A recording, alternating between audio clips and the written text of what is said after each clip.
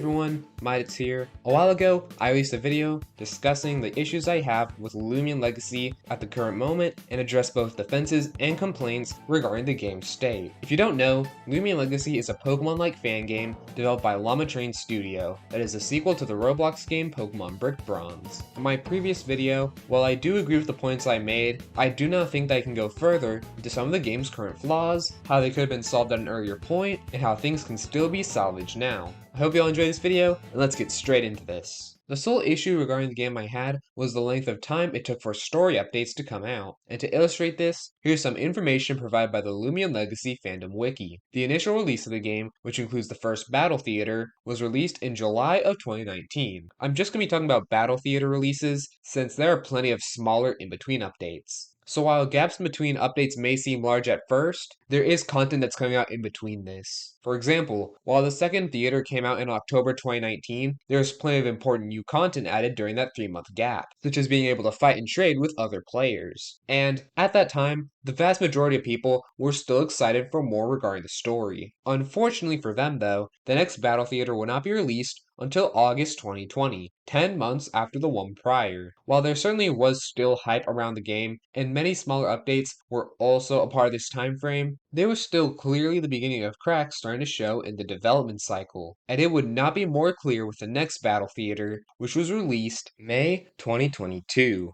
1 year and 8 months later. One thing I will say is that these are well-made updates, but as these gaps have been getting larger and larger, these updates have started to feel more disappointing. And now we are in the year 2024, 5 years after the game has come out, and it genuinely seems like we might not even get the next route after Atlantean City by the end of the year. And seriously, if we don't get it, most people would not be in the least bit surprised. I decided to look back at my older video and wanted to see if there was anything I could add to my previous points. One statement I made is that people expected more from Loomian Legacy since, with Pokemon Brick Bronze, it had been way further into the story when it started becoming popular. But with Loomian Legacy, tons of people were excited to play the game from the very moment it was announced. So it would very quickly feel like there was less in the game in comparison to Brick Bronze. But that led me to one thought. Did this game have to come out when it did? Now, I understand that the developers want the game to come out earlier so that they could get paid for their efforts, and that's perfectly fine. But could you imagine if this game wasn't announced until 2019 and the game was released later that year or early into 2020? While obvious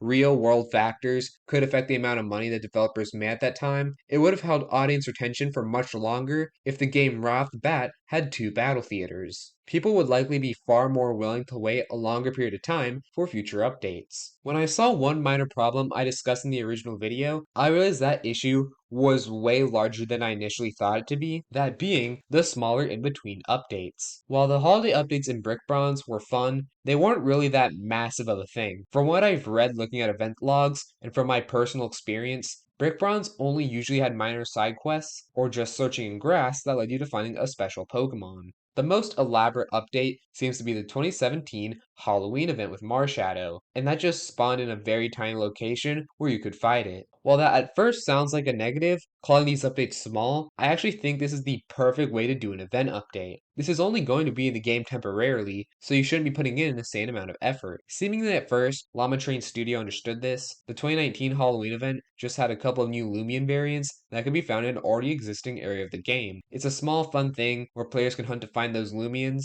and the only thing you have to do is add the Loomians to that area. But as time has passed by, these updates have seemingly gotten more and more elaborate. The 2019 Christmas update with the Ragoon variant was good, the April Fool's Day event was fun and harmless, and the 1-year anniversary update with the Geckos was fine, but everything changed with the 2020 Halloween event. An entirely new area called Halloween's Nightmare was made for the event. And while this was fun at the time, this left a terrible precedent for future event updates. Looking back at this now, while the Loomians added should have been part of the game, an entirely new area was unnecessary. There should have been just a story reason for why these Loomians can be found in the wild. And I guess I should explain why this is such an issue. With the smaller updates, you only needed one part of the development team to create the new Loomians and skin variations, but now you have to build a new area and write dialogue with that area, and later on, we're going to be seeing whole mini-games included in these temporary updates. That's taking away from the time that a lot of the development team could have been working on story aspects of the game. And you know what? Let's move on to the next events, or I'm going to be on this specific one forever. Jolly Village from the 2020 event contains all the same problems I had with the previous one. The same thing goes for 2021 Sweet Retreat, and it's even worse since I believe this is when mini games started being added.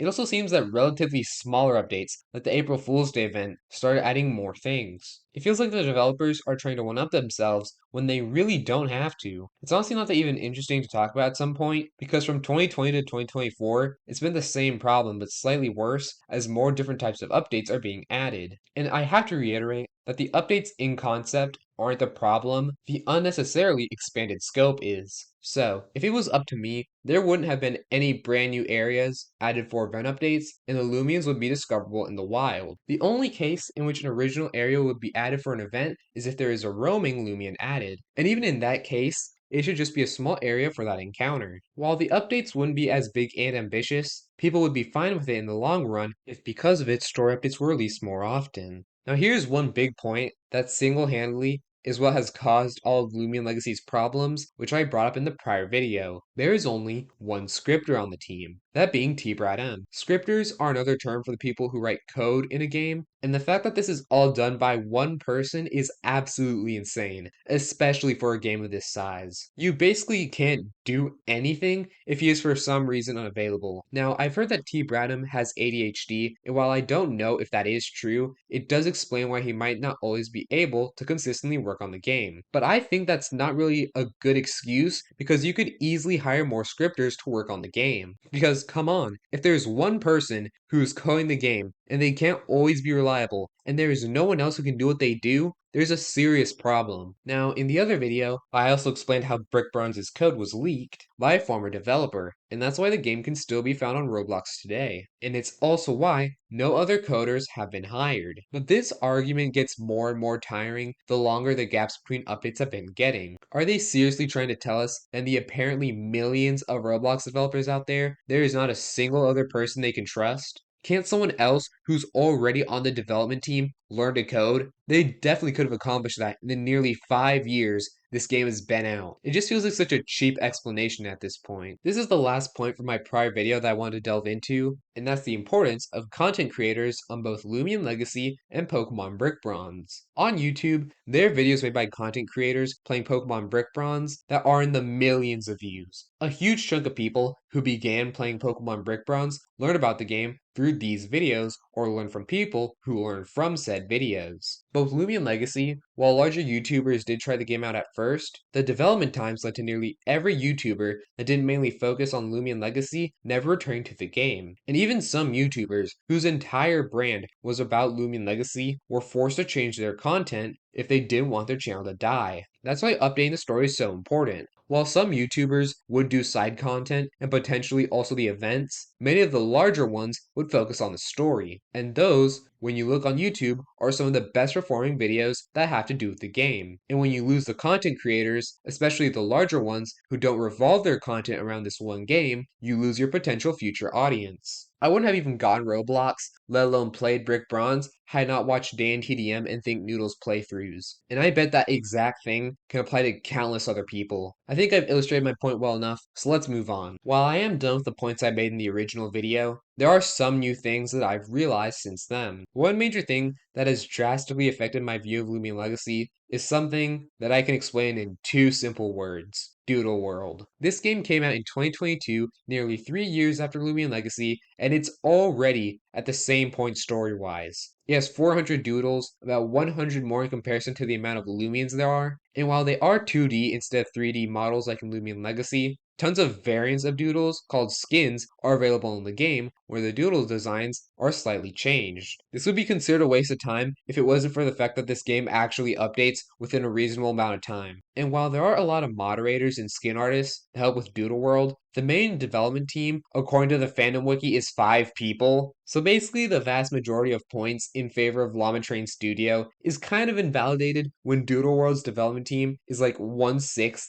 of their team. While story updates in Doodle World have been moving at a bit of a slower pace, they still haven't reached the absurdity of a nearly year-and-a-half gap between two parts of an update. It just goes to show that there has to be at least some level of either laziness or lack of caring on the Loomian Legacy development team. Although one theory I do have is that instead of looking at the larger picture, the developers focus on events since players want to spend Robux to get better odds of getting the limited time Loomians. Even though, once again, focusing on the story would garner a much larger player base that will keep growing as new players join and older players are still playing because they know the next update will be soon. It just seems like someone should have just tried to put the game's priorities in place because it's clearly changed from when Loomian Legacy first came out. Now, let's actually talk about the title of the video. In my perfect world, this is how Loomian Legacy should have been made. I think it should have been announced in 2019 instead of at the end of 2018. I don't think that's a big change where people would completely forget Pokemon Brick Bronze existed. The game should have released in late 2019 to early 2020 with the first two gyms available. Focus on the story and make the events much smaller in scale, hire more scripters to work on the game, and if that's so completely impossible, have T-Bradham start teaching other members of Llama Train Studio about scripting so that they can work on the aspect of the game together. Stop splitting so many story updates into parts, have Rowley Ranch and Sephiroth as one update, do the same thing with Route 8 and Lotus and Beach, and make Atlantean all one part. Also, remember this one thing, Loomian Legacy is a series, so it's not like the game is completely done and they can't add anything after the main story. In fact, I think it would be a genius idea to add extra content after the end of Veils of Shadows and before the start of the next game, since people wouldn't be desperately waiting for the continuation of the story anymore if Veils of Shadow has a conclusive ending. Now, the title of the video, assuming it hasn't changed, also states how Loomian Legacy could still be fixed right now. While it would be very challenging, especially since I genuinely don't believe we'll ever see the large YouTubers who used to play this game ever return, I do think it's possible for the game to make a comeback in the Roblox community. I've seen the roadmap plan that Llama Train Studios posted, and the fact that the PvP rework still hasn't come out yet is largely concerning. So if the developer's already far into developing that update, finish it, and if not, just save it for a later time and focus on Route 9. Do some of the things I previously discussed when it comes to limiting event sizes and teaching anyone, either a higher or fellow developer, how to script for the game, and just keep focusing on the story. This is clearly such a talented development team that is capable of creating great things. While this game and a lot of games in this genre are not anywhere near as popular as they used to be, and despite how this past half of a decade has been, I still have hope for this game. That is going to be it for today's video. I hope you all enjoyed. If you did, check out some of my other content and subscribe, hypothetically, and I'll be seeing you all in the next one. Take care.